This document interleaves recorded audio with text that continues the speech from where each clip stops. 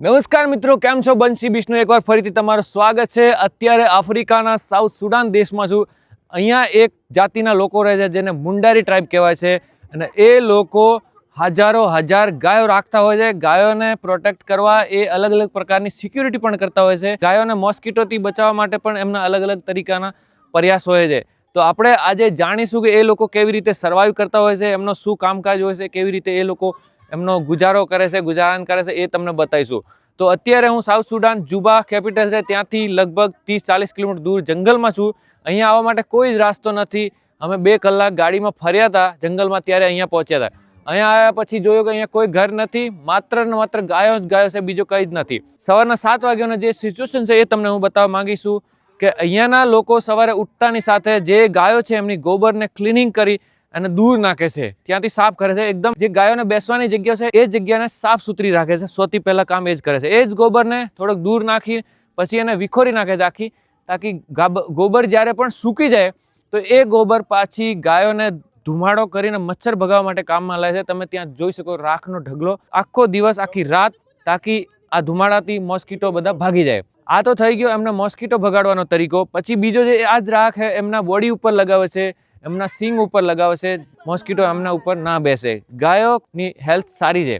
હવે બીજી વાત એમને પોતાની કરીએ તો ગાયો અહીંયા બહુ મોટા મોટા ચોર છે. ગાયો જ એમનો ધન છે, દોલત છે, પ્રોપર્ટી છે, ગાય છે, બીજું કંઈ નથી. એ જમીનમાં વિશ્વાસ નહીં કરતા, ઘરમાં વિશ્વાસ નહીં કરતા, કોઈમાં વિશ્વાસ નથી કરતા. તો હવે એ લોકો ગાયોની સુરક્ષા માટે AK-47 ગન રાખે છે. હું તમને બતાવીશું હમણાં. અને મોટા મોટા જે ચાકુ હોય છે, જે પેડ ડાળી વગેરે કાપવા માટે પણ યુઝ કરતા હોય છે. ગાયોનો દૂધ પીવા માટે કામમાં લાવે છે. અને ગાયોનો મુખ્ય રાખવાનો ઉદ્દેશ્ય એ પણ છે કે જ્યારે પણ છોકરો 27 વર્ષનો થઈ જાય, ગાયો આપીને લગ્ન કરવા પડે છે, વગર ગાયો લગ્ન નહીં થાય. તો એ વસ્તુ છે, એટલા માટે બધા લોકો ગાય રાખતા હોય છે.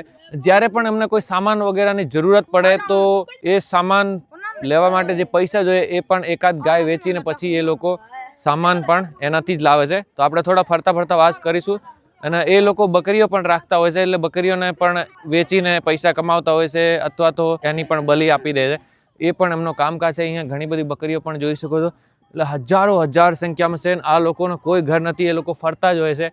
અહીંયા અમુક મહિલાઓ છે જે દૂધ ગરમ કરીને એમને પીવાનો જુગાડ પણ કરતી હોય છે. તો હું તમને થોડોક દૂધ બતાવીશું કેવી રીતે કરતા હોય છે. અહીંયા જોઈ શકો છો વાલટીમાં દૂધ છે, સવારે ગરમ કરી નાખ્યો છે અને વાલટી લગભગ અડધી થઈ ગઈ છે. તો દૂધ ઘણો બધો થતો નથી, 1 લીટર 2 લીટર 1-2 લીટર એવું દૂધ થાય છે, કેમ કે આ લોકો વધારે ધ્યાન નથી આપતા. આમ દૂધ અમને જરૂરત નથી, તો દૂધને બોટલમાં ભરી રાખે છે કે ઘી કરે છે કે કરતા હશે. એવી રીતે એમની જોડે બહુ જ બધી ગાયો છે. ગાયોના સિંગ બહુ જ મોટા છે. અડીરા લૂજી બેખ અહીંયા જોઈ શકો છો તમે ધુમાડો એ સેટિંગ કરી નાખ્યો છે, સુકાઈને ગોબર એનાથી ધુમો કરે છે એટલે મચ્છર બધા ભાગી જાય છે. ઉપર કંઈક સજાવટ માટે એમને ફૂલ પણ લગાવી રાખ્યા છે. અને ઘર નથી એમની જોડે, એ લોકો બસ ખાલી આવી રીતે રહેતા હોય છે, ટેન્ટ વેન્ટ લગાડીને. અમુક લોકો કામ નહીં કરતા ને એગ્રેસિવ થઈ જાય છે. લોકોની હાઈટ ભાઈ જબરદસ્ત છે. ભાઈ જોઈ શકો છો 6-6.5 ફૂટ. તો આ લગભગ 12-14 વર્ષનો છોકરો હશે ને આટલી હાઈટ છે. એટલે લગભગ 8 ફૂટની હાઈટ વાળા લોકો અહીંયા છે.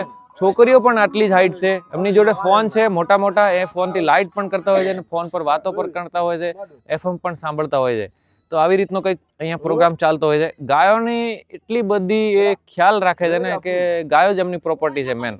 તો ચાલો આપણે હવે આ બાજુ જઈશું. આ ભાઈની હાઈટ તો જો મારાથી પણ ઊંચો છે. હું 6.5 ફૂટ છું, એટલે આ વિચારી લો. ગાયોના સિંગ જોવો ભાઈ, કેટલા મોટા છે સિંગ. લગભગ 1 થી 2,000 ગાયો એક ગ્રુપ જોડે હોય છે. અડીડા એટલે કેમ છો ભાઈ, એવી રીતે કહેવાનું હોય છે.